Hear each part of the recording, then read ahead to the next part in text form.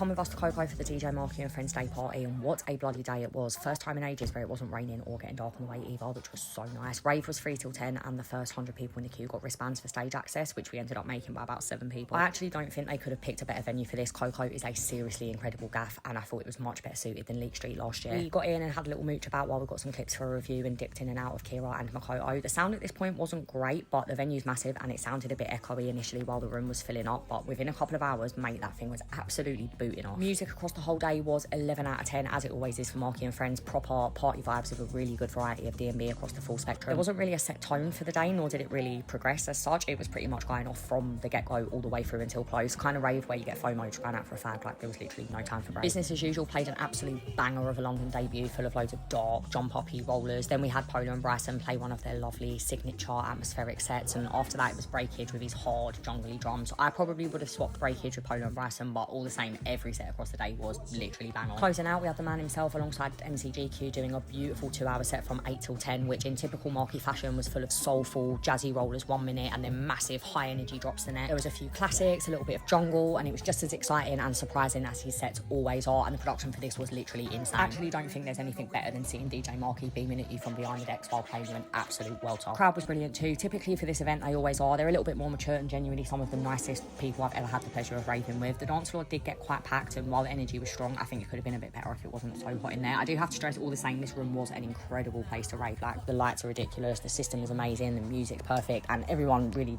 did just have it absolutely off. To be fair, I do think they could have done with some water provisions down the front, which is obviously on the venue. It was sold out and the room got very dense at points, which made it quite hard to move through. And the bars all the way at the back of the room, which I think can put people off going. Someone was actually unwell about 20 minutes before the end, and understandably they put the lights on and stopped the music, and that's helped the person get out. They were conscious when they left, so hopefully they're all okay. We actually left not too long after this, and thankfully I didn't have anything in the cloakroom because the queue looked like this. Long day if you were stuck in that. Anyway, it was an absolutely banging day. Marky and Friends is one of my favourite events of the year every single time. It's always a seriously incredible party, and long may it continue at KOKO. Best venue for it in my opinion.